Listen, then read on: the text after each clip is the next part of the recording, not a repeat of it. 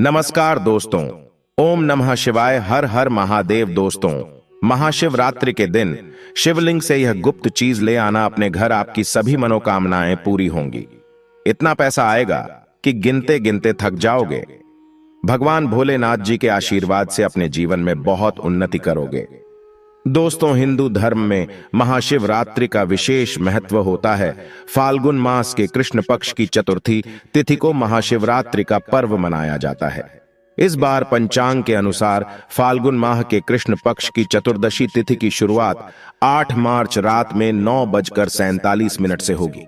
इस तिथि का समापन अगले दिन 9 मार्च शाम 6:17 पर होगा। महाशिवरात्रि व्रत के दिन भगवान भोलेनाथ जी की उपासना निशिता काल में की जाती है, इसलिए महाशिवरात्रि व्रत इस साल 8 मार्च 2024 शुक्रवार के दिन रखा जाएगा।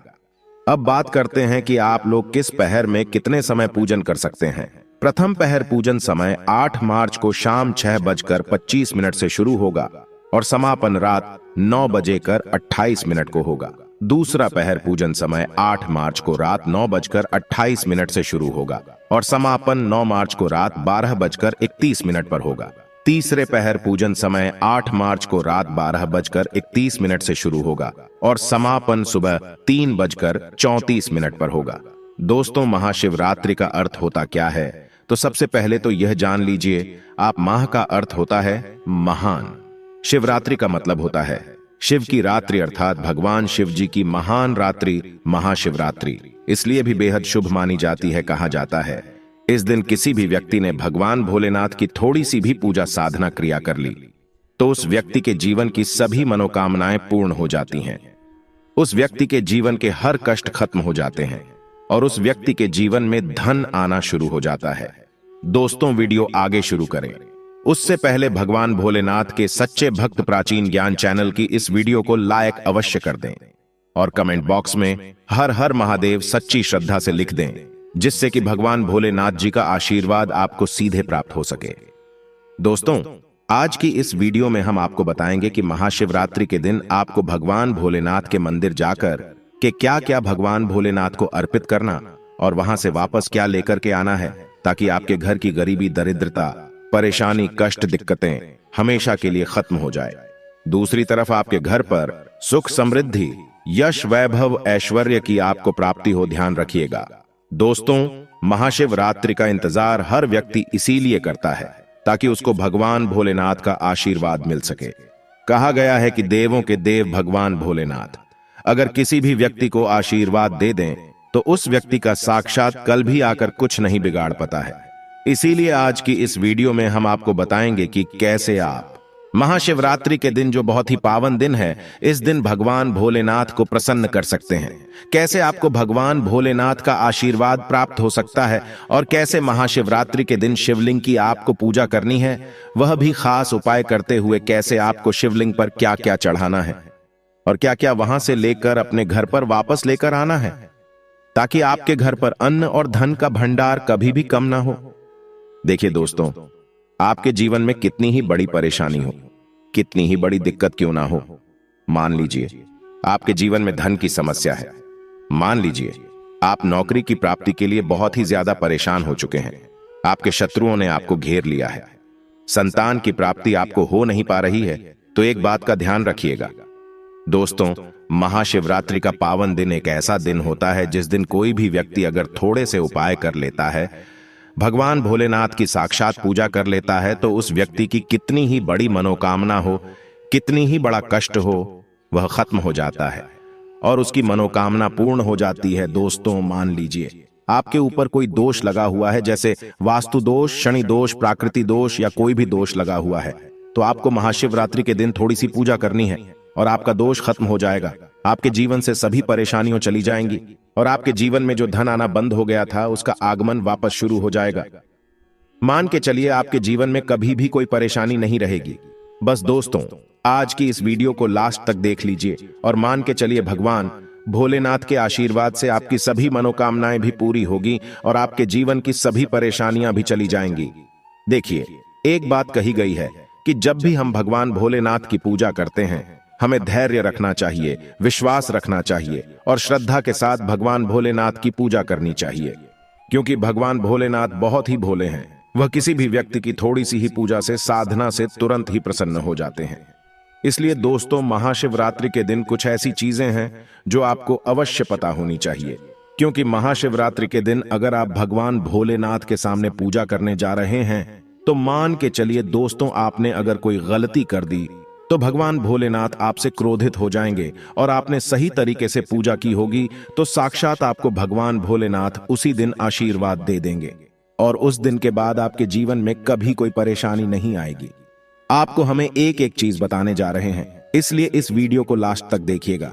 सबसे पहले आपको भगवान भोलेनाथ के मंदिर जाना होगा। ये जितने भी उपाय आपको बताए जाएंगे ये मंदिर के उपाय होंगे। देखिए, होता क्या है कि कई लोग हमसे पूछते हैं कि गुरुजी, हमारे घर पर शिवलिंग है, क्या हम घर पर पूजा नहीं कर सकते हैं? तो इसका उत्तर है नहीं। दोस्तों, आपको मंदिर जाना पड़ेगा, क्योंकि मंदिर का जो शिवलिंग होता है और जो घर का शिवलिंग होता है, इसमें बहुत ज्यादा फर्क होता है।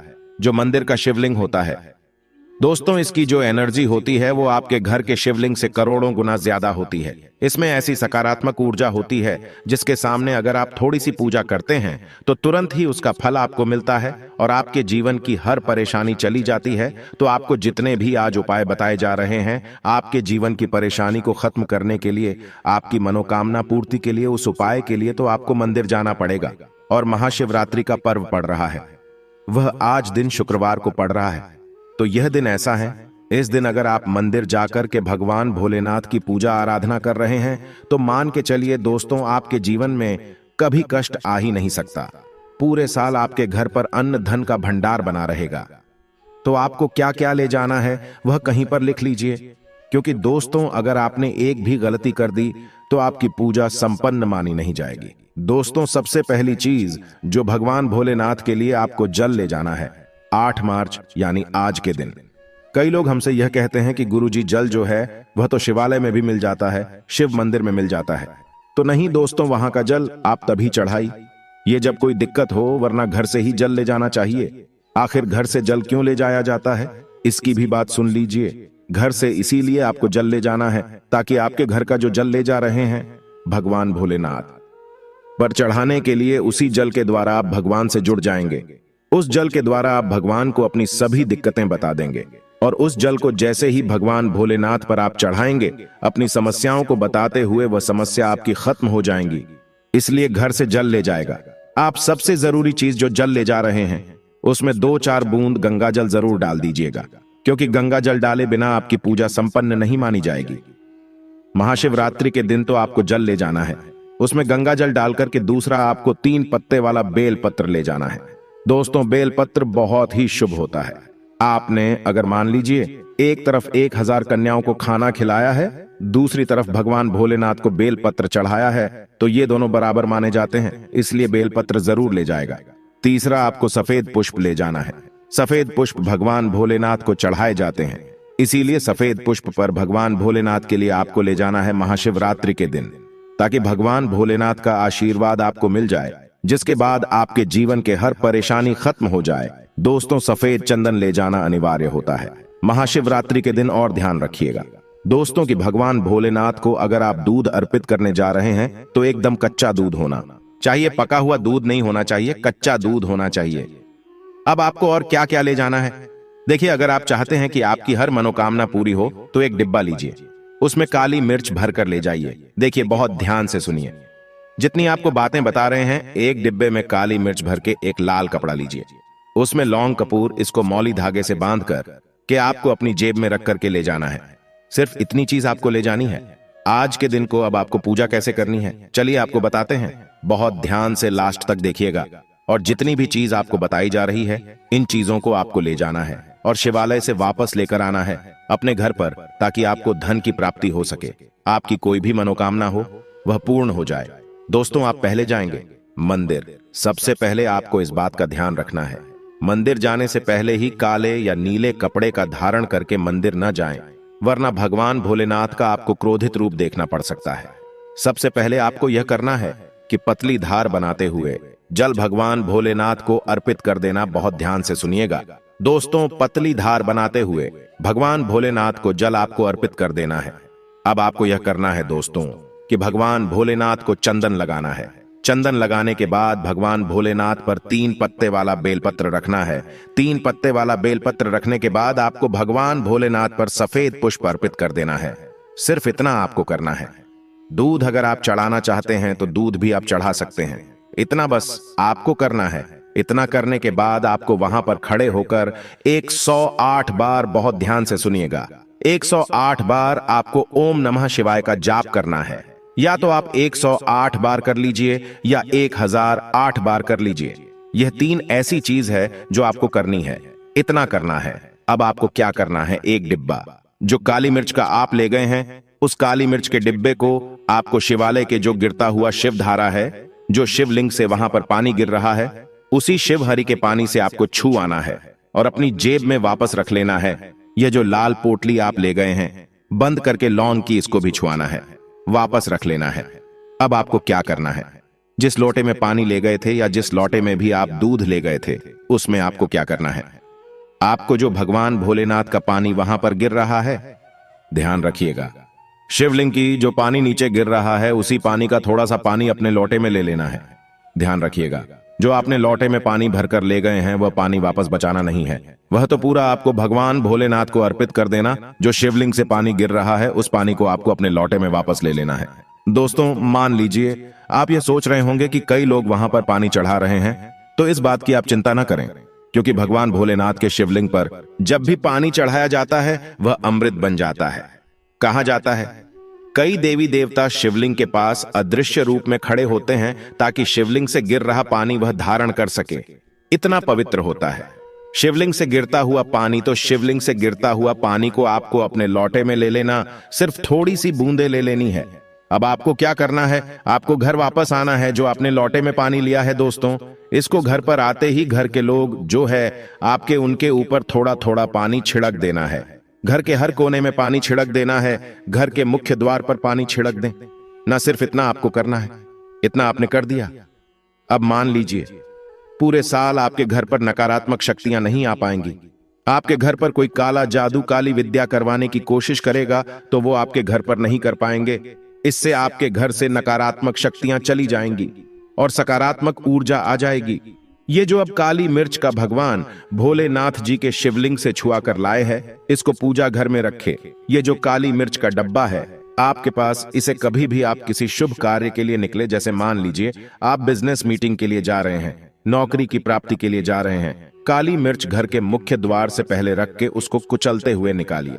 मान के चलिए आपके काम में जो भी बाधा आने वाली होंगी, वह बाधाएं भगवान भोलेनाथ के आशीर्वाद से अपने आप है हट जाएंगी और आप जिस कार्य के लिए भी जाएंगे उस कार्य में आपको सफलता मिलेगी। दोस्तों, भगवान भोलेनाथ का यहां पर आपको साक्षात आशीर्वाद मिलेगा। महाशिवरात्रि के दिन और आपके जीवन से हर परेशानी चली जाएगी। महाशिवरात्रि की रात आप अपनी सभी प्रकार के बुरी अनिष्ट शक्तियों से छुटकारा पा सकते हैं। जो लोग भोलेनाथ माता पार्वती की पूजा करना चाहते हैं वो इस दिन अपने घर पर पारद का शिवलिंग रख लीजिए। अभिमंत्रित होना चाहिए। जो भी शिवलिंग आप रखें अच्छे से उनको मंत्रों द्वारा भी अभिमंत्रित करके रखें। स्फटिक हो, नर्मदेश्वर शिवलिंग हो, कोई भी रखिए, अच्छे से उनको भोलेनाथ को अपने घर पर ही पूजन कीजिए। एक लोटा जल चढ़ाकर, क्योंकि मंदिरों में बहुत भीड़ भाड़ होती है और महाशिवरात्रि पर यही भीड़ का नजारा बहुत ही खूबसूरत लगता है। कोने कोने में शिव भक्त है।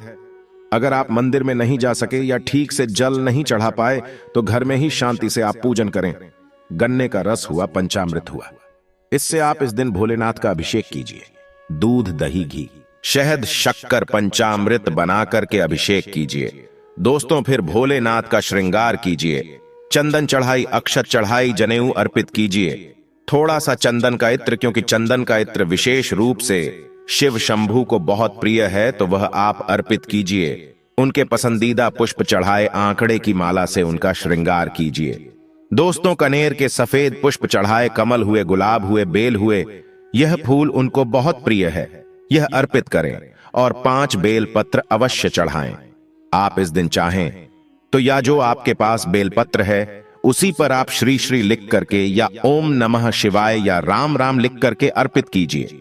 जो चिकना भाग होता है उस पर लिखिए और यह सीधा शिवलिंग पर अर्पित हो। इस प्रकार से आपको बेलपत्र चढ़ाने चाहिए। दोस्तों, आप विशेषकर इस बात का ध्यान रखें कि कटे फटे बेल पत्र न हो। जो व्यक्ति अधूरी चीज भगवान को अर्पित करता है तो उसे भी कटे फटे पत्तों की तरह ही कटा फटा फल ही प्राप्त होता है। इसीलिए कभी भी अपूर्ण सामग्री अर्पित ना करें। दोस्तों, कहते हैं कि जब भोलेनाथ ने गले में विष धारण किया था तो आदिशक्ति मां के कहने पर देवताओं ने भगवान शिव के सिर पर भांग, धतूरा, बेलपत्र आदि रखा और निरंतर जल अभिषेक किया था, जिसकी वजह से उनके मस्तिष्क का ताप कम हुआ था और उस समय से ही भोलेनाथ को भांग धतूरा चढ़ाया जाता है। और यह बात भोलेनाथ के भक्तों में बहुत कम लोगों को ही पता है कि इसी कारण शिवलिंग पर भांग धतूरा चढ़ाया जाता है। दोस्तों, अगर आपके घर में शिवलिंग है तो आज के दिन आप चाहे तो शिव जी का त्रिशूल हुआ, डमरू हुआ, ये भी आप उनको अर्पित कर सकते हैं।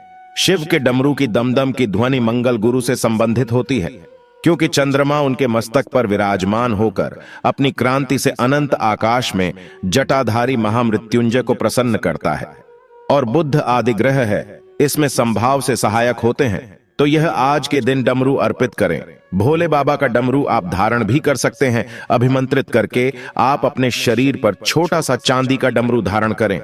दोस्तों, अगर आपको यह प्राचीन ज्ञान चैनल के माध्यम से प्राचीन जानकारी अच्छी लगी हो तो वीडियो को लाइक कर दीजिए और कमेंट बॉक्स में सबसे दिल से हर हर महादेव लिख दीजिए। धन्यवाद।